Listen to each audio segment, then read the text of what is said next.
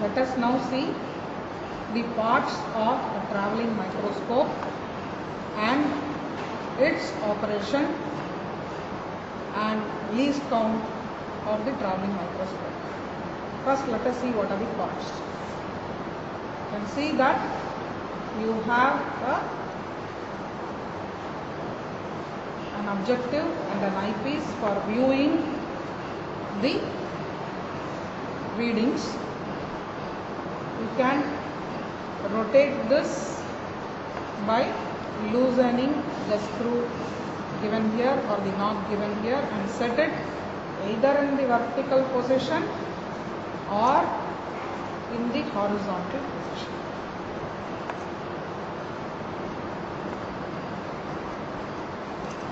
Horizontal, vertical. This depends on the measurements you are going to make.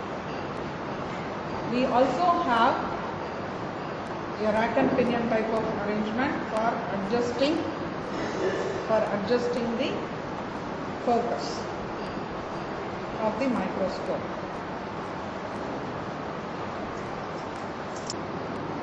See, this is the rack and pinion arrangement of the microscope, which you can use for adjusting the focus.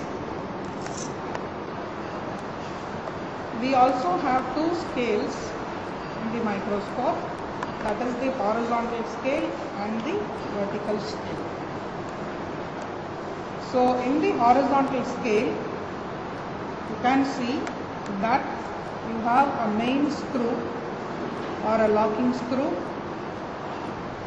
which when loosened makes the travelling microscope move freely in the horizontal direction.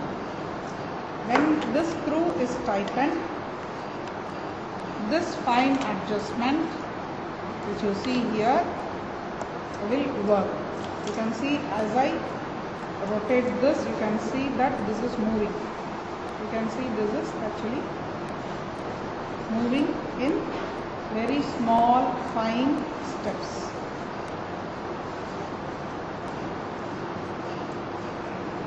Then this main screw is loosened and you rotate this fine adjustment. This scale will not move.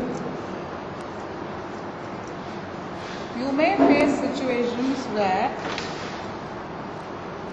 after tightening the main screw and using the fine adjustment for making measurements and noting down readings, this screw may be fully used up and you will not be able to move in small fine steps any further.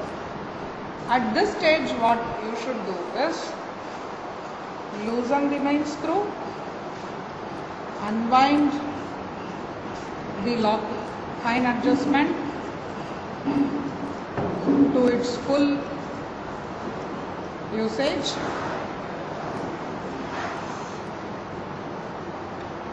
Anyway, when you do this, there won't be any movements here, so you will be in the same reading where you left off.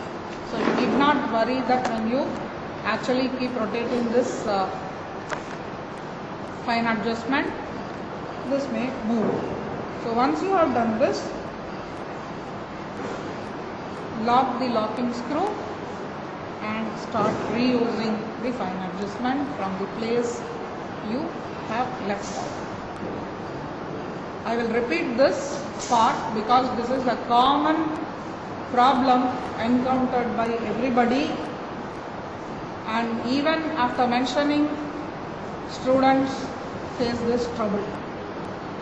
So I'll repeat, while making measurements, if you are rotating the fine adjustment and still the reading is not moving, then what you have to do is you have to loosen the fine force adjustment or the locking screw and then wind or unwind the fine adjustment to its initial position. You need not worry, the reading will not move because we have relieved the contact of the 4 screw from the fine adjustment. So after completely winding or unwinding, whichever the case may be, tighten the main screw and start taking the reading from where you have left off. The reading will be exactly at the same position where you were, it will not change. So whatever holds good for the horizontal scale, the same thing holds good for the vertical scale also. Now where is the main screw for the vertical scale? Let us see that now.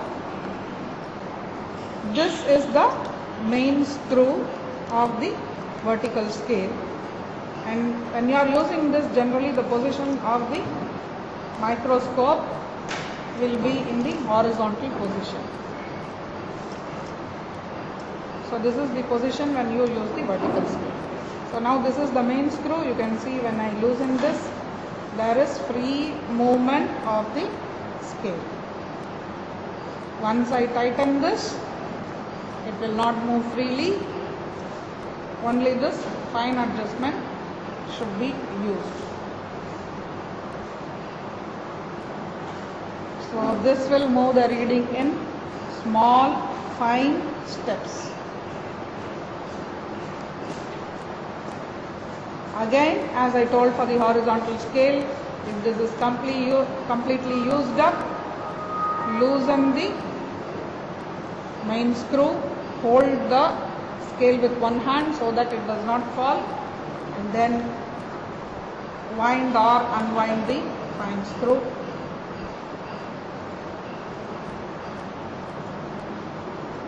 Then tighten the main or locking screw of the vertical scale, then start using the fine adjustment screw. This is so because there is a limit for usage of the fine adjustment screw. Once we cross that limit, the reading will not move. That is why we have to loosen the main screw and wind or unwind the fine adjustment, then tighten the main adjustment again, then start using the fine adjustment screw. Let us now see how to calculate the least count of a travelling microscope. We will take the horizontal scale for this and take some reading on the main scale. So this is the main scale, and here you can see vernier scale. So first we will see the main scale and calculate what is one main scale division equal to. So we will take the example of the readings between 11 and 12. So when you take between 11 and 12, you can see, count the number of divisions from 11 to 12, you will find there are 20 divisions. And from 11 to 12, the value is 1 centimeters. So what does it mean? 20 divisions on the main scale is equal to 1 centimeter. So we have 1 centimeter is equal to 20 divisions, which means one division will be 1 by 20th of a centimeter, which means value of one main scale division is 1 by 20th of a centimeter, which means it is 0.05 centimeter. Now you can see that there are 50 divisions on the vernier scale, that is 10, 20, 30, 40, 50. You don't worry about what is marked as 0.1, 0.2, 0.3, etc. You should not consider these 0.1, 0.2, etc. when you take the readings. There are 50 divisions on the vernier scale. So the total number of divisions on the vernier is equal to 50. So the least count is value of one main scale division divided by total number of divisions on the vernier. That means one main scale division here has been divided into 50 parts. So that is why we have the least count as one main scale division by total number of divisions on the vernier. And what is value of 1 MSD? 0.05 centimeters. So that divided by 50. And what will that yield? 0.001 centimeters. So the least count of a traveling microscope is 0.001 centimeters. Let us now see how we can record readings. This is the 0 of the vernier, and for the horizontal scale the readings increase from left to right. So you can see 11, 12, 13, 14, etc. And each division on the main scale is 0.05 centimeters. That is, you have 11 means next one will be 11.05, then 11.1, 11.15, 11.2, 11.25 and so on. The center one here is 11.5, etc. Now let us see what this reading is. For seeing the reading, we must actually see what is to the left of the 0 of the vernier, and in this case it is 10.75. You can see 10.5, then 10.6, 10.7, and to the left of the vernier we have 10.75 as the main scale reading. And the vernier, in the vernier, if you see, the 26th reading coincides. That is what we have recorded. As I told earlier, don't see all this 0.1, 0.2, etc. It is only the divisions you have to see. That is 10, 20, 30, 40, 50, etc. So whichever division coincides, we have to note down. And now we have noted down that as the 26th division. Now we will see where we will record the readings we have taken.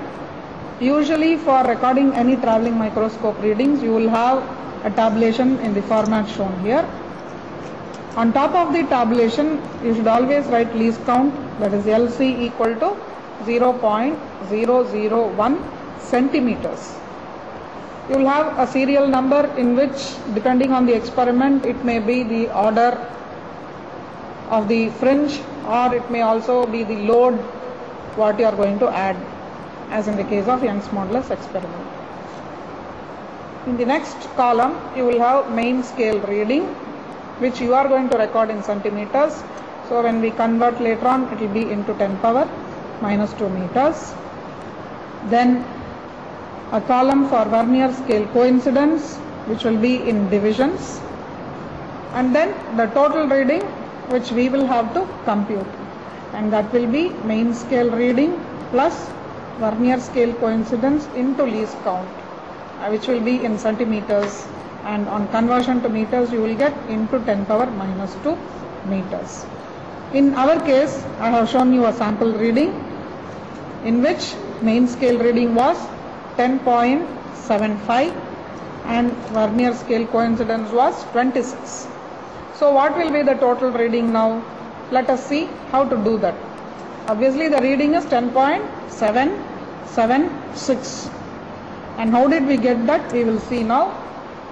It is going to be 10.75 on the main scale, and vernier scale coincidence into least count will be 26 into 0.001, which is 0.026.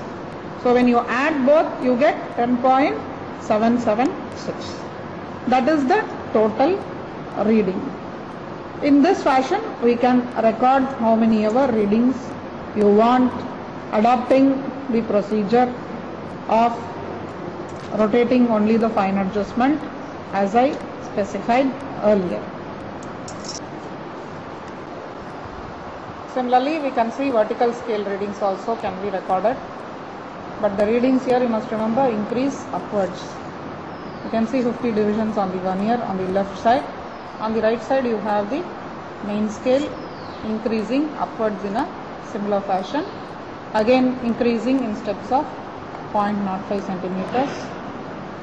So before the 0 of the vernier, that is below, in this case, whatever main scale is there, below the 0 of the vernier you have to record, and what are the divisions on the vernier which coincides with the, what is the division on the vernier which coincides with some main scale reading, we have to record in a similar tabulation.